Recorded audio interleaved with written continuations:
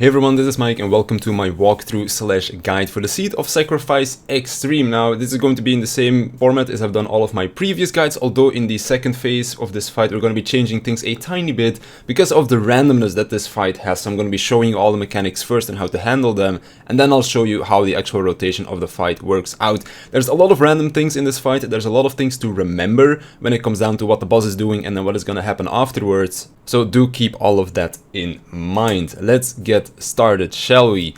Before you actually begin this fight, you can put up markers if you want to. You don't necessarily have to do this. As you can see, we did this pull without markers at all. But a good thing to do is a spread around the marker, so you have everybody in a cardinal slash inner cardinal, and also make pairs of two, so 4 pairs of 2, one for each corner. This will be very important for a couple of different mechanics as well, and you can basically keep all of these positions for all of the different mechanics that are in the game. So do that first before you pull the boss. First mechanic that it's gonna do is Terror Unleashed. This will bring everybody to 1 HP and give also everybody a true Walking Dead debuff. Now, very simple, this works the exact same way as Walking Dead does from Dark Knight, their invuln. So all you have to do is just heal everybody to full HP to get rid of the debuff. If you don't get rid of the debuff, then people will die.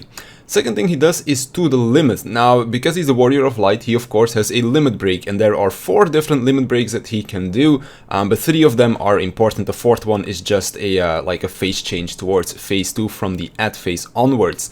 Depending on what limit break he has charged, he is of course going to be doing something different. I'm not quite sure if this is scripted, because in the second phase things are very random, so I would imagine that the limit breaks in the second phase are random as well, but the limit breaks themselves, 1, 2 and 3, will always do the same things, so if you know what they do, you can act accordingly. So whenever he does To the Limit, he's going to be charging his limit break, which you can see over here. Unfortunately enough, my boss HP bar kind of covers it up, but you can see right here that he has an LB3 charged up and ready to go. Very important to note that when he does the cost bars to get the limit break, he doesn't execute it, so he just gets the LB ready, and then when he does a limit break, that is when he actually executes the mechanic. This one is followed up by Solemn Confiteor. This will place AoE markers underneath the whole party, so basically we stack this one up at the back of the boss, so that we don't have a bunch of AoEs lying around. And then after this we just spread out for the Absolute Stone 3, which as you can see has Earthshaker markers. This works exactly the same as any other Earthshaker that we have in the game, so just spread these out. This is one of the reasons why we have our spread positions. Now, since he has LB3 is going to be casting Limit Break right now, LB3 is going to be putting 4 meteors on either all of the DPS or on the tanks slash healers. This is completely random as far as we found out. So what we do is we're going to be spreading into our predetermined groups of 2, and everybody is going to be running towards a corner right here. This mechanic does snapshot relatively early, so make sure that you do move in time. And then we had our Black Mage die here. Oh, by the way, you might see our Black Mage die a couple of times in this pull, purely because he was below the minimum item level requirement. Most of his gear was like 470, and you need 480 minimum item level to do this fight. Then, Imbued Sword. This one is going to basically charge his sword with different elements, and there's 4 of them. We have Earth, Fire, Ice, and we called it Light. And depending on which one he's charged with, he's going to be doing different elemental attacks when he's going to be basically unleashing it. So we had Earth into Fire. Now, the Earth portion of this attack is scripted, so when he does this 2 times in the first phase, the first one will always start with Earth, the second one will always start with Light. The second part, the Fire and the Ice, is going to be random, and then also the in or out mechanic is also going to be random. So in this case, we had Earth first, which is going to be repeating the Earthshakers that we saw just a second ago. And then we had Fire, which is going to make it so that we cannot do attacks whilst this mechanic is going on, because otherwise we're going to be killing ourselves, basically. You'll see it later in the gameplay that I move as a tank with the Fire debuff, and I almost end up dying. So if you're a DPS or a healer and you move or attack with the Fire debuff, you're just going to straight up die. Now, to execute these mechanics, he's going to be doing the imbued coruscants. Basically, we don't even look at the cost bar here. We just look at the animation that he is doing, which is with his sword. This has also two variations, either in or out. This one is going to be out because his sword is just glowing normally. If his sword has a bunch of different sparkles and circles around it, that means it is going to be inside, but you'll see that one in just a second as well. So remember, Earthshakers, we have fire, so we can't attack, and then now we have a chariot-like AoE from Nail, so we're going to be moving out of the boss's hitbox. Or far enough away at least. And then of course stop moving because we have Pyretic, and then as soon as that debuff is gone, that is when we come back to the boss. Going to do to the limit again. This time around he's going to be charging a limit break 2, so as you can see on above the hit bar, we have an LB2 charged. And then he's going to be doing Sword of Light. Now this was kind of a difficult mechanic to figure out at first, but it's actually really not that bad. So he's going to be spawning 3 Swords of Light around the arena, and there's going to be 2 save spots, but they're all going to be on the same side of the arena. So you basically have to figure out where it is going to be. And it's very easy to do so. So basically all of the swords are going to start moving around. And as you can see, this sword is going to go around the outside of the arena. Now, whenever the outside of the arena is touched by a sword, that is not safe. What you need to do is look for parts where the swords will be making like a triangle shape, basically. So in this case, it could have either been south or west, and in this case it's going to be west because here on the south side one of the swords is going across the border of the arena. So as you can see, sword goes across, so we go over here because this outside of the arena has not been touched by the sword. One person will also get a stack marker, so make sure that you're all stacked up. If you end up splitting 2 on 2, like for example this is a safe spot as well, you can all stand really close together on the edge and everybody will still be stacked together for this marker, just in case not everybody ends up running towards the same spot. And then we have our Limit Break 2. Limit Break 2 is going to put stack markers on both of your healers. So just have one of the groups go left, one of the groups go right of the boss. I presume that in Party Finder you would probably put like a 1 and a 2 marker down in the middle of the arena. And then you can basically do it like that. So one group goes right, which is going to be my group. And then the other group goes left, which is going to be where the second limit break is going to be hitting. So that is limit break 2, both healers, 2 groups. To the limit again, this one is going to be limit break 1. And this one we're basically going to handle like Earthshakers, but we'll see that in just a second. So Imbued Saber again, this time around he charges with light, and then he's going to be doing the 2 opposite ones that we didn't see. So in this case is going to be ice as well as in, because those 2 mechanics he did not do. So as you can see we have ice, and then he's going to be raising his sword again, and this one is going to be in. As you can see there's like a bunch of particle effects like swirling thingies around his sword. That is going to indicate that it is in. And then of course make sure that you are moving around, because if you are not moving when the blizzard cast goes off, you get frozen and you get a very heavy dot on you, which will kill you if you do not get healed. So if both of your healers get hit by that, you can say goodbye to them. And then of course limit break LB1, as I said, we handle this exactly the same as the Earthshakers, so we're going to be spreading around the boss for this one. We couldn't really figure out how this happened, how it targets people. It seemed to be completely random, but just spreading around the boss always ended up working out for us. The bitter end is a tank buster, so just mitigate through this one. I'm going to be using my home gang so that I can save my cooldowns for the ad phase, but you can just do whatever you want with this one really. Summon Worm is going to summon Bahamut on either the left or the right side of the arena, and then he's going to fly through it, but it's also going to be spawning the Confiteor AoE, so that is why we all stack up in the back. As you can see, Bahamut is spawning right here, meaning that this area is going to be our safe spot. And we also have one person that gets marked with a Shriek marker, which is a look away marker. Now we couldn't figure out whether or not this was completely random or not, so we basically made a situation that we would always be able to dodge this. So we stack our markers over here, meaning that the entire top side of the arena is going to be clear, everybody is gonna move to this side because of course Bahamut is on the left, and then our Shriek marker is gonna move slightly further away. This makes it so that even is this on a melee DPS, I believe I even got this as a tank, we can still keep uptime on the boss by just keeping everyone here, and then our Shrieker is just slightly further away from the group. That way we don't really have to care about it all that much. And then of course Bahamut ended up flying through the arena right there. Elf Dragon Dive is going to be our raid-wide AoE, so nothing too special over here, just mitigate this one. Doesn't do a crazy amount of damage either, so just a normal raid-wide as we are used to. And then we're going to be going into the add phase. Now, depending on if you're a tank slash healer or a DPS, you have two different roles. Tanks and healers are going to be splitting into their groups of 2 again, because they need to be together. And then the DPS are going to have to go to their corners. Now, I also have some gameplay recorded of a DPS doing this, so I'll show that after we do the tank version of this. First of all, we have a warrior and a dark knight spawn. These need to be picked up by the tanks because they do have tank busters. And you also need to pull them slightly away from each other because they are going to be tethering to each other if they are too close. Now, when it comes down to the tanking slash healing part, first of all, what's going to happen is they are going to be doing a tank buster. The warrior add does fatal cleave, the dark knight add does blade of shadow, should just mitigate through this one like normal. All of our DPS are going to be getting these like proximity AoEs, so just move to your predetermined corners that we had from the first phase. And then all of the healers, I'm gonna slightly rewind here, all of the healers are also going to be getting a stack marker. This one is going to be stacked with the tanks. And then everything pretty much goes off right here. Bahamut spawn, we have meteors going down in the middle, but I'll talk about the meteors when we look at the DPS perspective.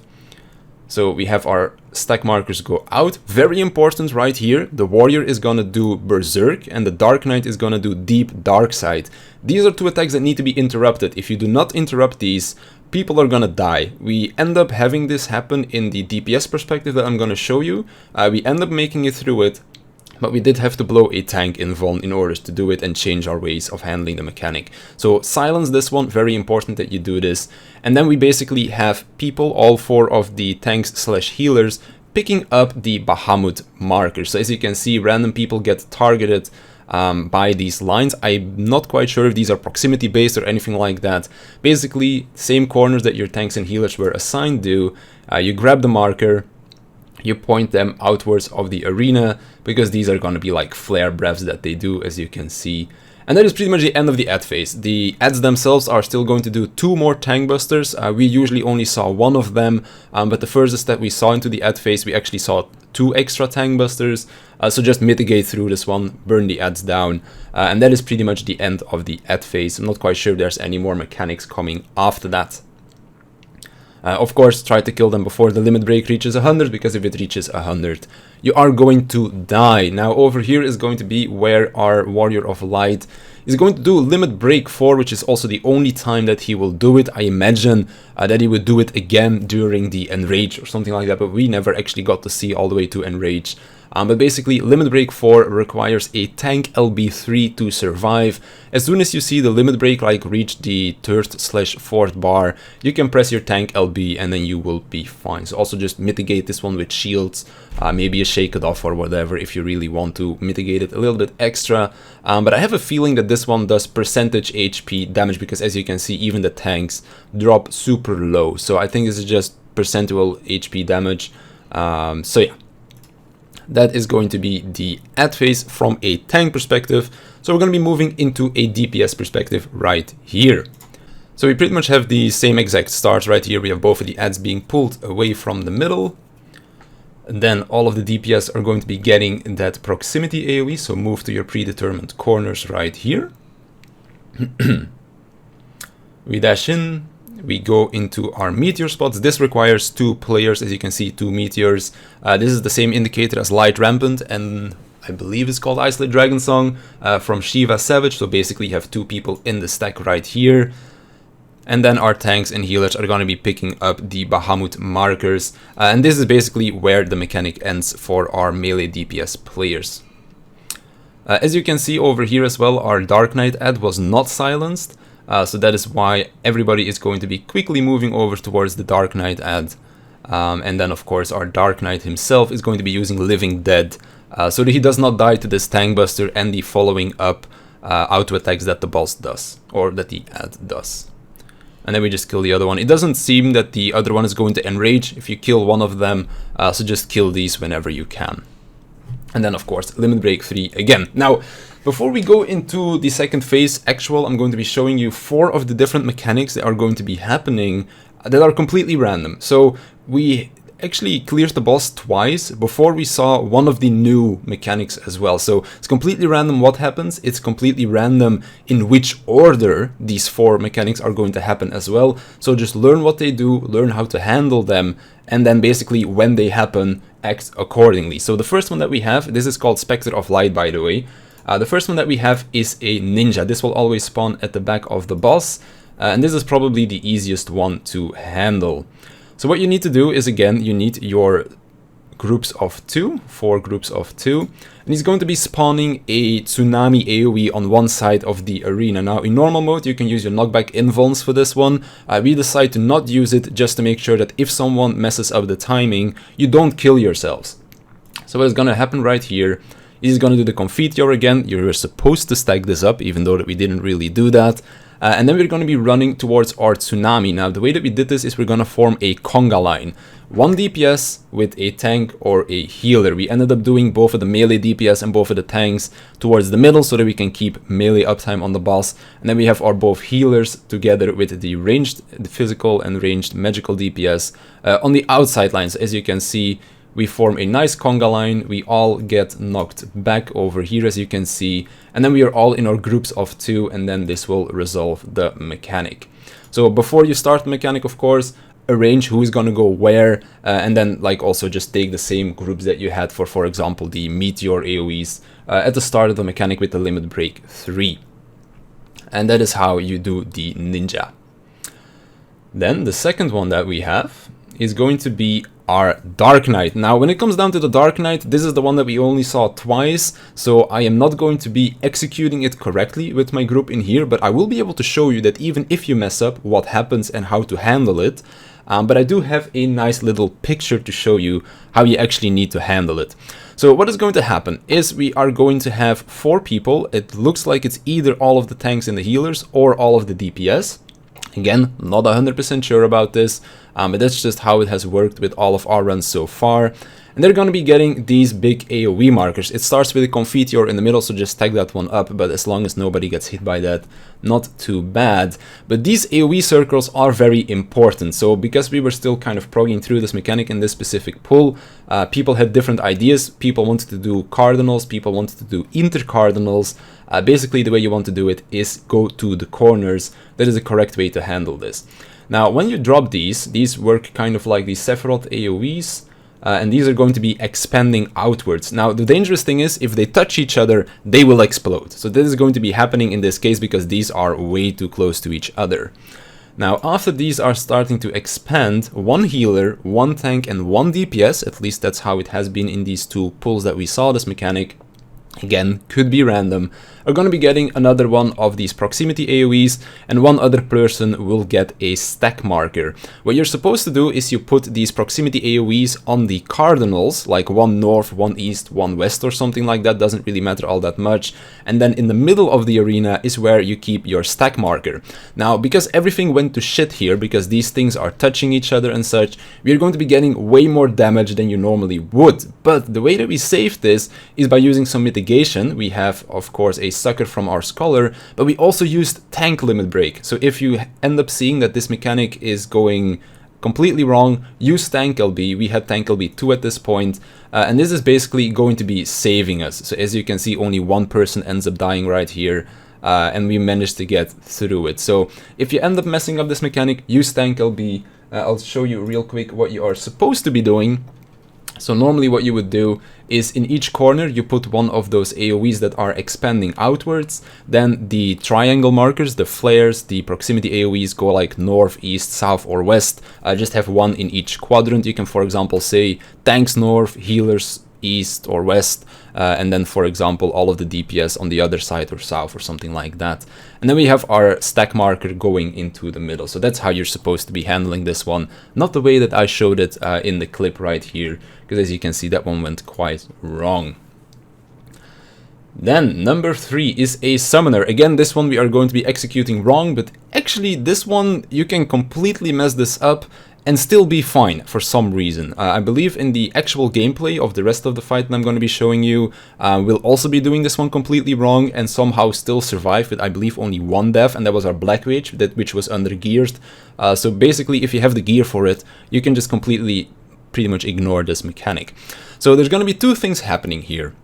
4 players, either your tanks or tanks and healers or your DPS, are going to be marked with these red markers. Again, this is random who gets the first set, which is why we are messing it up in the actual gameplay that I'm going to be showing later, because we didn't know this was random. So 4 random players, or well, either all of the DPS or your tanks and healers, are going to be marked with this red AoE. These are going to be the Earthshakers, which we didn't know at this point, which is why we are positioning ourselves incorrectly. And then we also have the 4 Bahamut AoEs that we had before. So as you can see, the Earthshakers go out right here. Now what you need to do is, because the Bahamut AoEs put a fire resistance down on you, you need to switch. So either you have the healers and the tanks take the first ones and then the DPS take the second, or if your healers and tanks started with the Earthshakers, then the DPS take first and then the healers and tanks take second. So after the AoEs go out, you take the tether from the other person. As you can see, you can just run through it and take it like that, and then the other people do their stuff with the Earthshakers in the middle. And then we go from there. Of course, a lot of people ended up dying here because we did not know what the actual markers were. We do know now that these are the Earthshakers. So the way that you would handle them is like this. So we have, of course, our boss in the middle. We're going to be ignoring our boss. Then we have our 4 Bahamuts here in the corners. And then we have our 4 red markers over here. So what you're supposed to do is, again, you take your groups of 2 that we had for the first LB3 mechanic. The person that has the marker goes clockwise, so they just stand here. The person that does not get the marker takes the Bahamut tether and stands in the corner. Once the AoEs go out, you just switch. The person that had the marker now takes Bahamut. The person that had Bahamut now has a marker, so just stands clockwise from their Bahamut position and takes their Earthshaker right there. Pretty nice little diagram, if I say so myself. And then last but not least, we also have the Black Mage and the White Mage. This one also is a relatively simple one. Again, you're going to need your pairs of 2. In this case, we didn't end up taking the same pairs because we were just kind of spread around the boss. But what this is going to do is basically going to be putting, again, these meteors that we saw during the ad phase. Now, what is very important to know is the direction or the order in which you are going to be taking these, because these will leave a fire resistance down on you, meaning that you can't just run into whichever one that you want. So, for example, this one is first, this one is second, mine is third, and then the one on south is fourth. And that is very important to remember because you want to be taking it in the same exact order. So as you can see, this one spawned 5th, 6th, 7th over here, meaning that the 7th one is going to be mine because I took the 3rd one. So me and our co-tank are going to be running over right here. We're not DPSing the boss here, by the way, because we wanted to see the whole mechanic so that I could use it over here in the guide. But that is basically how this one is going to go. Just spread into your groups of 2, take your AoEs, your meteors, remember which position it was, 1st, 2nd, 3rd or 4th, and then when the second round of meteors comes out, count also which one is 1st, 2nd, 3rd or 4th, and then which one is going to be yours, depending on, of course, which one that you took on the first time around. So those are the 4 different Specters that we have in this fight. Let's actually see what the second phase has to offer now. So we are going to be starting again with an Imbued Saber. Again, these Imbued Sabers are completely random as far as we know. Just look at what the boss is doing and act accordingly. So this one is going to be Ice, meaning that when he does his Donut or Chariot AoE, we need to be moving. He's going to be doing Specter of Light.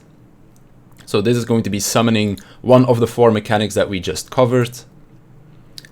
In this case, it is going to be the summoner. Now, as I mentioned, we did this one completely different because we didn't know that it was random who was going to be getting the Earth Shakers, which is the reason why our tanks and healers are going to be getting the Shakers together with the Bahamut, because we didn't know that this was actually a thing. Now, because for some reason it doesn't really seem to matter, as long as the Bahamut AoEs are taken separately. As you can see, our healers drop extremely low though. And our Black Mage is also going to die because, again, he was below the minimum item level requirement. But you're not supposed to be doing this. So even if you mess it up, if you have enough mitigation, then you can still make it through this part of the fight. As you can see, everyone survives except our below minimum item level Black Mage. So definitely don't worry about this mechanic too much. If you have the mitigation, you can pretty much ignore it, as you can see right here. But just try to do it correctly, of course. He's going to be summoning Bahamut here again, left or right of the arena, and then he's going to be doing the Chariot or Donut AoE together with what was Ice. So in this case, Sword is not glowing, so we're all going to be running away from the boss, and we're of course going to be running in circles because it was Blizzard. He does another Elt Dragon Dive, so just raid wide AoE, use Reprisal, use Mitigation, whatever you have. As you can see, it doesn't hurt that much. Another Bitter End, which is the Tank Buster, so just Tank Swap again. Oh, I forgot to mention this one, but the Tank Buster, or at least I think I forgot to mention this one, the Tank Buster leaves a physical vulnerability up on the tank, so you do need to Tank Swap it. Very important. And then we go into Quintuple Cast. This is probably the hardest mechanic of the whole fight. This one is going to be doing 5 mechanics back to back. The order in which the mechanics happen, as far as we can tell, is completely random. So you need to remember the order in which the mechanics happen. So first of all, we have our Earth Shakers, then we have Ice, then we have a Stack Marker, then we have a Shriek over here to the right, and then we have Fire. These are all the same mechanics that will always happen, but they will happen in a completely random order as far as we know. It could be that there's like 2 or 3 set patterns. We don't know for sure. Just remember what happens and then act accordingly. So in this case, it was Earth Shakers first, so we spread around the boss. Then we keep moving because it was Ice. We stack up under the boss because it was a Stack Marker.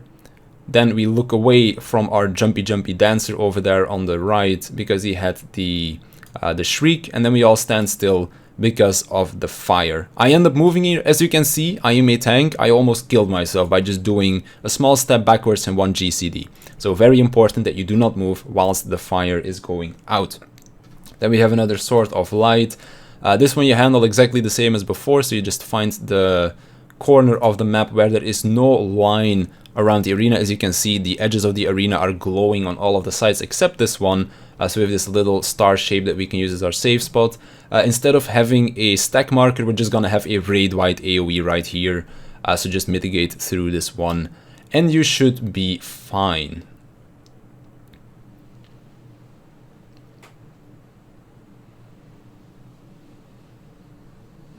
Then we are going to be doing the next mechanic, Imbued Saber again. This one is going to be Rock or Earth, meaning we're going to be having the Earth Shakers again, so we're going to have to spread around. And then we have another Specter of Light. In this case, it is going to be the Ninja. So again, stack up in the middle for the Confiteors, run towards the side that has the Tsunami, and then line up, make your conga line with your groups of 2.